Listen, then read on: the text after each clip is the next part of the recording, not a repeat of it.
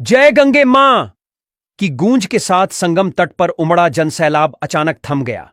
एक अजीब सी सन्नाटा छा गया। फिर अचानक एक चीख गूंजी, भूत! भूत! और देखते ही देखते भगदड़ मच गई। क्या वाकई कोई भूत था या फिर कुछ और? क्या था वो रहस्य जिसने महाकुंभ की पवित्र रात को काली कर दिया? 29 जनवरी 2025 की शाम को प्रयागराज का संगम तट श्रद्धालुओं से खचाखच भरा हुआ था। मौनी अमावस्या का पावन पर्व था और लाखों लोग पुण्य स्नान के लिए उमड़े थे। शाम ढलते ही पूरा इलाका दीपों की रोशनी से जगमगा उठा था।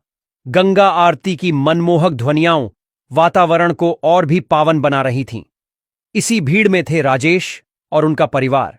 मध्य प्रदेश के एक छोटे से गांव से आए राजेश अपनी पत्नी सुमन और 10 वर्षीय बेटी प्रिया के साथ पहली बार महाकुंभ में आए थे।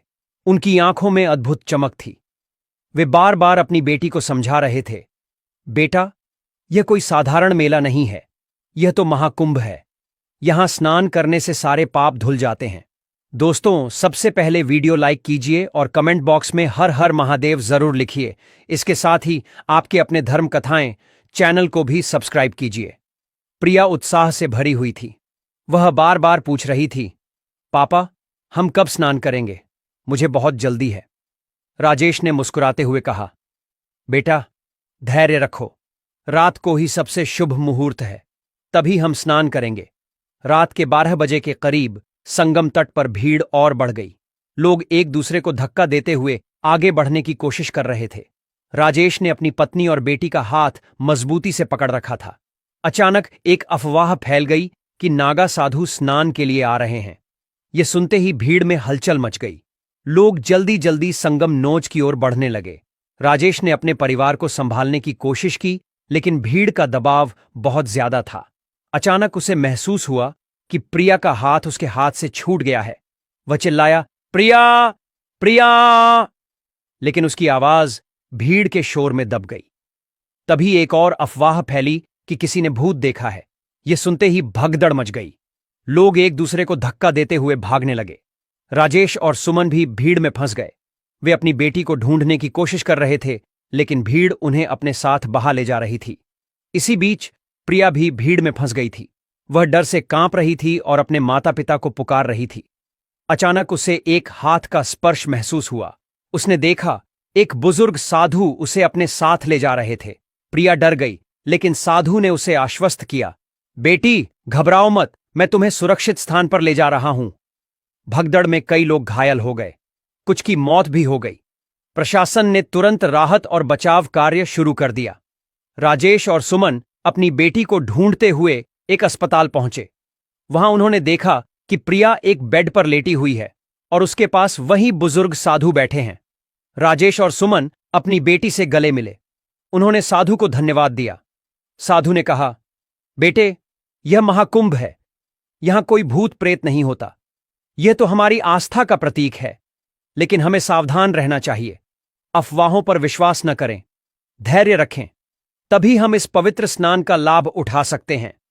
राजेश ने सिर झुकाकर कहा, आप सही कह रहे हैं महाराज, हमने जल्दबाजी की। अगर हम धैर्य रखते तो यह दुर्घटना न होती। साधु ने मुस्कुराते हुए कहा, कोई बात नहीं बेटे, यह भी एक अनुभव है। अब जाओ, स्नान करो, लेकिन याद रखना, असली स्नान तो मन का होता है। राजेश और उसका परिवार साधु के आशीर्वाद के साथ संगम की ओर बढ़े। अब भीड़ कम हो गई थी। उन्होंने शांति से स्नान किया। जैसे ही वे डुबकी लगाए, उन्हें लगा जैसे उनके सारे पाप धुल गए हों। एक अद्भुत शांति का अनुभव हुआ। सुबह होते होते पूरे प्रयागराज में यह खबर फैल गई कि कैसे एक छोटी सी बच्ची ने महाकुंभ के इस अनुभव से सबको एक बड़ा सबक सिखाया। लोगों ने समझा कि आस्था के साथ साथ विवेक भी जरूरी है। महाकुंभ सिर्फ एक मेला नहीं, बल्कि जीवन का एक पाठ है। महाकुंभ 2025 की यह घटना लोगों के दिलों में गहरी छाप छोड़ गई। लोगों ने समझा कि भीड़ में भी संयम रखना कितना जरूरी है।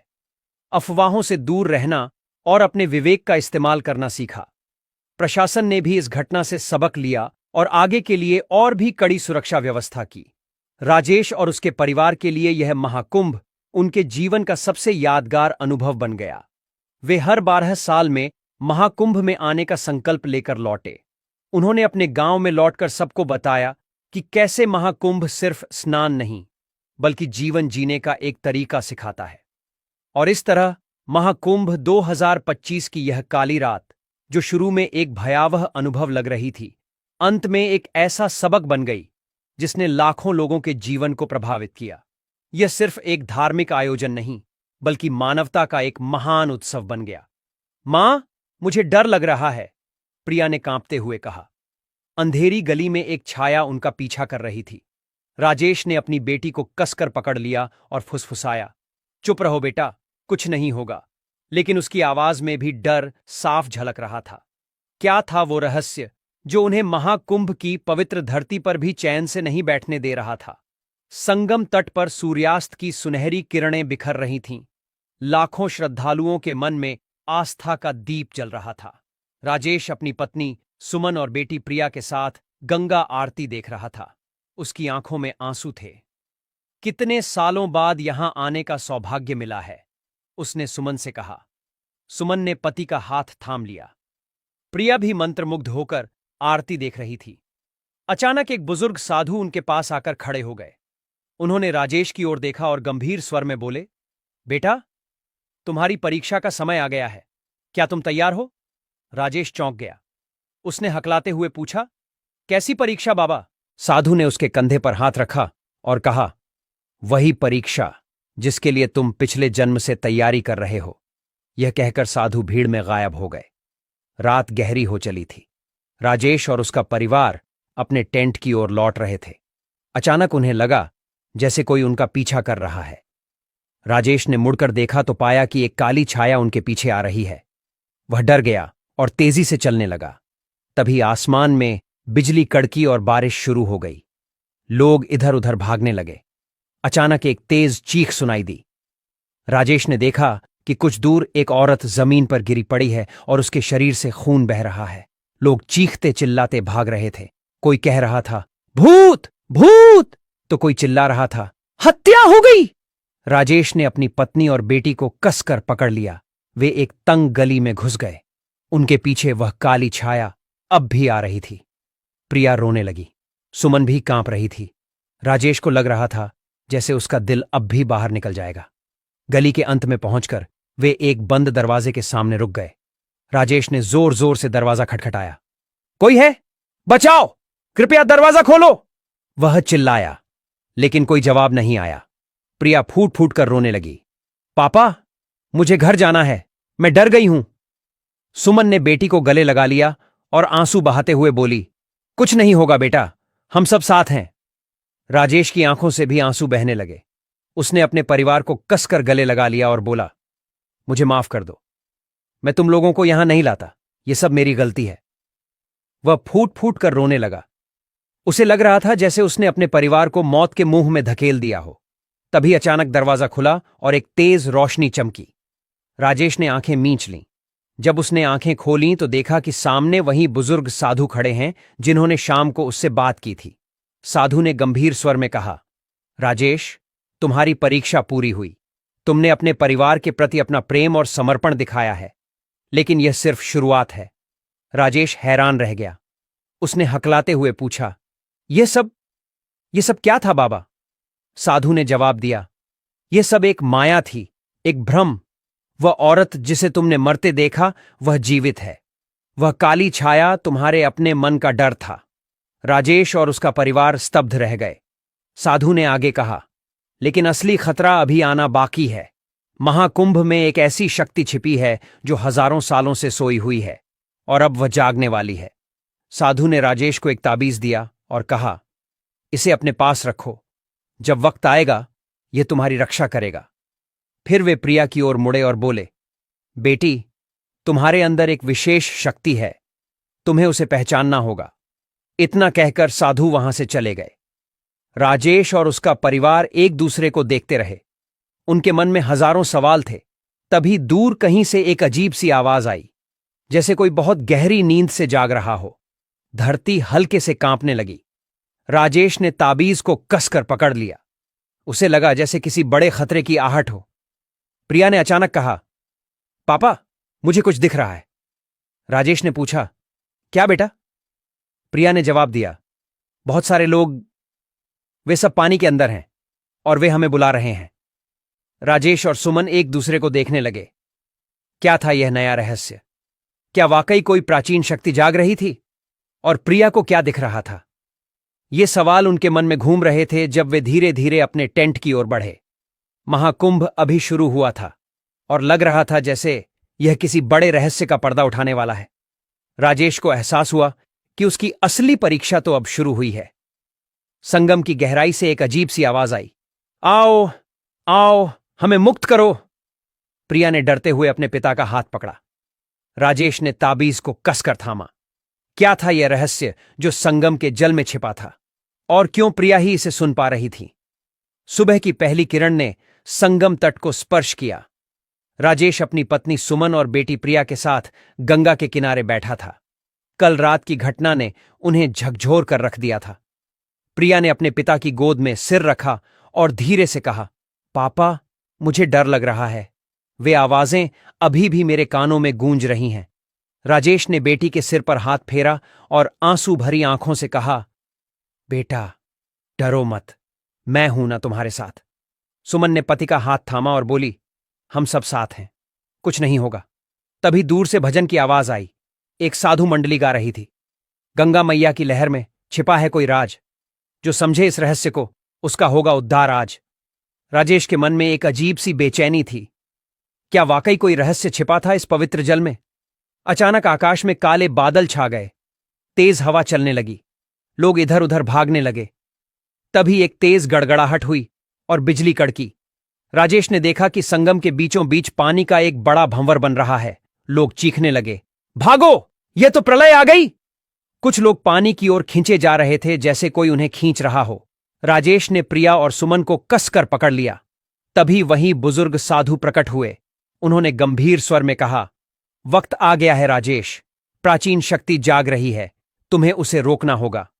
राजेश हैरान रह गया। वह क्या कर सकता था? वह तो एक साधारण इंसान था। उसने डरते हुए पूछा, लेकिन कैसे बाबा, मैं क्या कर सकता हूं? साधु ने कहा, तुम्हारी बेटी में वह शक्ति है जो इसे रोक सकती है, लेकिन उसके लिए तुम्हें एक बड़ा त्याग करना होगा। राजेश के पैरों तले से जमीन खिसक गई। उसने अपनी बेटी को देखा जो डर से कांप रही थी। उसकी आंखों में आंसू आ गए। नहीं, वह चिल्लाया, मैं अपनी बेटी को खतरे में नहीं डाल सकता। प्रिया ने अपने पिता की ओर देखा। उसकी आंखों में डर के साथ साथ एक अजीब सा साहस भी था। उसने कहा, पापा, अगर मैं कुछ कर सकती हूं तो मुझे करने दीजिए। सुमन फूट फूट कर रोने लगी। उसने अपनी बेटी को गले लगा लिया और बोली, नहीं बेटा, तू कहीं नहीं जाएगी। राजेश भी रो पड़ा। उसने अपने परिवार को कसकर गले लगा लिया। वह फुसफुसाया, मुझे माफ कर दो, मैं तुम लोगों को यहां नहीं लाता, यह सब मेरी गलती है। साधु ने कहा, समय कम है, फैसला करो। तभी प्रिया ने अचानक कहा, पापा, मुझे पता है क्या करना है। उसकी आंखें चमक रही थीं। उसने अपने हाथ में कुछ पकड़ा हुआ था। राजेश ने देखा कि वह वही ताबीज था जो साधु ने उसे दिया था। प्रिया ने कहा, यह ताबीज मुझसे बात कर रहा है, इसमें एक मंत्र छिपा है। साधु ने हैरानी से पूछा, कौन सा मंत्र बेटी? प्रिया ने आंखें बंद करके मंत्र का उच्चारण किया, ओम भूर्भुवः स्वः तत्सवितुर्वरेण्यं भर्गो देवस्य धीमहि धियो यो नः प्रचोदयात्। जैसे ही उसने मंत्र पूरा किया, अचानक सब कुछ शांत हो गया। भंवर गायब हो गया। बादल छंट गए। सूरज की किरणें फिर से चमकने लगीं। सभी लोग हैरान रह गए। साधु ने कहा, अद्भुत, यह तो गायत्री मंत्र था। इसने प्राचीन शक्ति को शांत कर दिया। राजेश और सुमन अपनी बेटी को देखते रह गए। वे समझ नहीं पा रहे थे कि यह सब कैसे हुआ। साधु ने गंभीर होकर कहा, लेकिन यह सिर्फ शुरुआत है। प्राचीन शक्ति अभी पूरी तरह से जागी नहीं है। उसे पूरी तरह से रोकने के लिए तुम्हें एक और चुनौती का सामना करना होगा। उन्होंने प्रिया की ओर इशारा करते हुए कहा, इस बच्ची में एक विशेष शक्ति है, वह शक्ति जो हजारों साल पहले महाकुंभ के समय यहां आई थी। राजेश ने पूछा, कौन सी शक्ति बाबा? साधु ने रहस्यमय ढंग से कहा, वह शक्ति जो अमृत कुंभ में छिपी है, जिसे पाने के लिए देवता और असुर लड़े थे।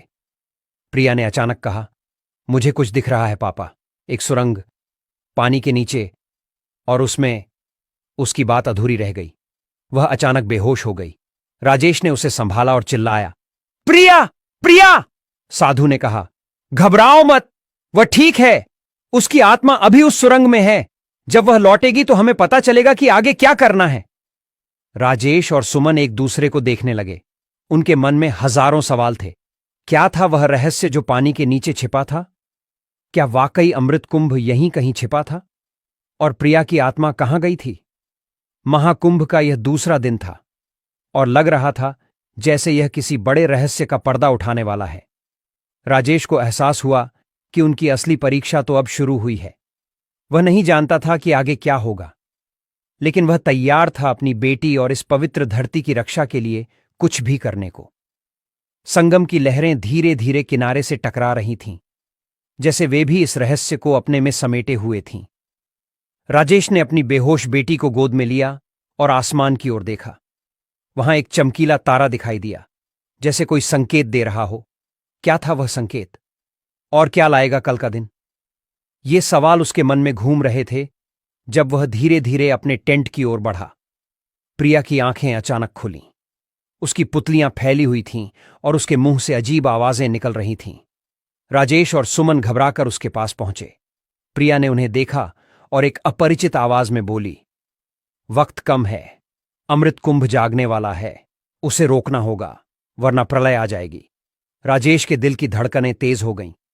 क्या था यह अमृत कुंभ और क्यों उसकी बेटी इस तरह बात कर रही थी? कथा सूर्योदय की पहली किरणों ने संगम तट को स्पर्श किया। राजेश अपनी बेटी प्रिया को गोद में लिए बैठा था। उसकी पत्नी सुमन उनके पास ही थी। उसकी आंखें सूजी हुई थीं। पूरी रात वे जागे थे प्रिया की हालत देखकर। राजेश ने धीरे से प्रिया के माथे को छुआ और फुसफुसाया, बेटा तू ठीक हो जा, मैं तेरे बिना नहीं रह सकता। उसकी आंखों से आंसू बहने लगे। सुमन ने पति का हाथ थामा और बोली, वह ठीक हो जाएगी, हमारी बेटी बहुत मजबूत है। तभी दूर से भजन की आवाज आई, हर हर गंगे, हर हर गंगे गंगे, हर हर गंगे, काशी विश्वनाथ गंगे। राजेश ने आसमान की ओर देखा। उसने मन ही मन प्रार्थना की, हे गंगा मैया, मेरी बेटी को बचा लो। अचानक प्रिया की आंखें खुलीं। उसकी पुतलियां फैली हुई थीं और वह एक अजीब सी भाषा में बड़बड़ाने लगी। राजेश और सुमन घबरा गए। तभी आसमान में काले बादल छा गए। तेज हवा चलने लगी। संगम का पानी उफनने लगा। लोग चीखने चिल्लाने लगे। प्रिया अचानक उठ बैठी और चिल्लाई, वे आ रहे हैं, अमृत कुंभ के रक्षक जाग गए हैं। राजेश ने पूछा, कौन आ रहा है बेटा? कौन से रक्षक? प्रिया ने अपने पिता की ओर देखा।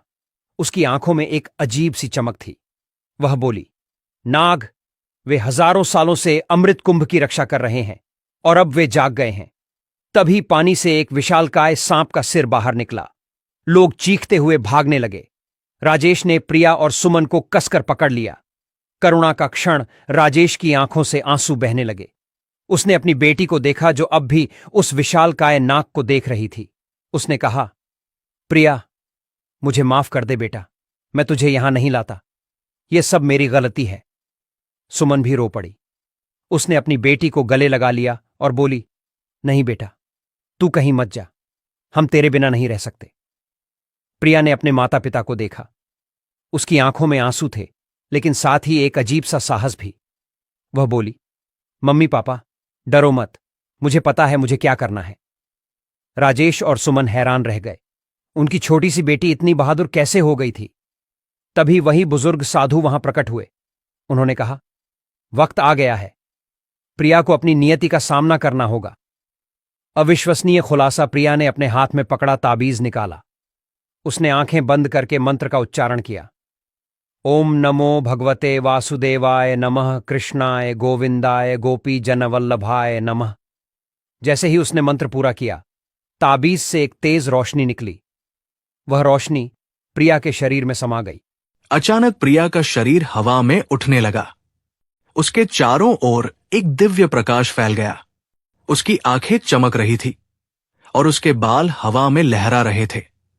राजेश, सुमन और वहां मौजूद सभी लोग ये दृश्य देखकर स्तब्ध रह गए।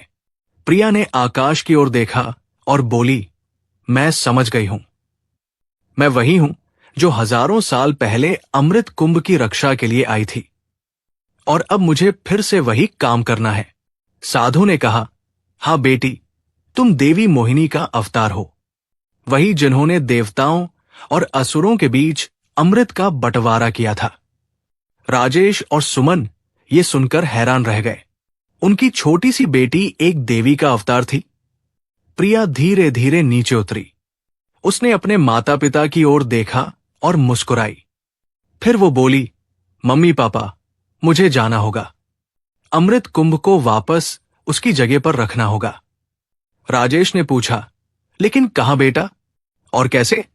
प्रिया ने कहा, संगम के नीचे एक गुप्त सुरंग है, वही अमृत कुंभ छिपा है, लेकिन उस तक पहुंचने के लिए मुझे नागों से लड़ना होगा। साधु ने कहा, और सिर्फ यही नहीं, वहां एक और खतरा है, एक ऐसा व्यक्ति जो हजारों सालों से अमृत कुंभ की तलाश में है। राजेश ने पूछा, कौन है वह? दोस्तों, सबसे पहले वीडियो लाइक कीजिए और कमेंट बॉक्स में हर हर महादेव जरूर लिखिए। इसके साथ ही आपके अपने धर्म कथाएं चैनल को भी सब्सक्राइब कीजिए। साधु ने रहस्यमय ढंग से कहा, वो कोई और नहीं बल्कि। अचानक एक तेज धमाका हुआ। सब लोग चौंक गए। दूर से एक काली छाया तेजी से उनकी ओर आ रही थी। प्रिया चिल्लाई, वो आ गया, हमें जल्दी करनी होगी। राजेश और सुमन एक दूसरे को देखने लगे। उनके मन में हजारों सवाल थे। कौन था वो रहस्यमय व्यक्ति? क्या प्रिया उससे लड़ पाएगी? और क्या वे अपनी बेटी को इस खतरनाक मिशन पर जाने देंगे? महाकुंभ का ये तीसरा दिन था और लग रहा था जैसे ये दिन सबसे बड़े रहस्य का पर्दा उठाने वाला है। राजेश ने अपनी बेटी को देखा, जो अब एक देवी की तरह लग रही थी।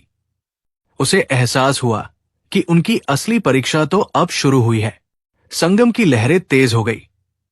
आकाश में बिजली कड़कने लगी और उस काली छाया के पीछे एक और छाया दिखाई दी। क्या था वह? कौन था वो रहस्यमय व्यक्ति? और क्या प्रिया इस बार भी सफल होगी? ये सवाल सबके मन में घूम रहे थे जब वे उस काली छाया के करीब आने का इंतजार कर रहे थे। महाकुंभ का सबसे बड़ा रहस्य अब खुलने वाला था और इस बार पूरी दुनिया दांव पर थी।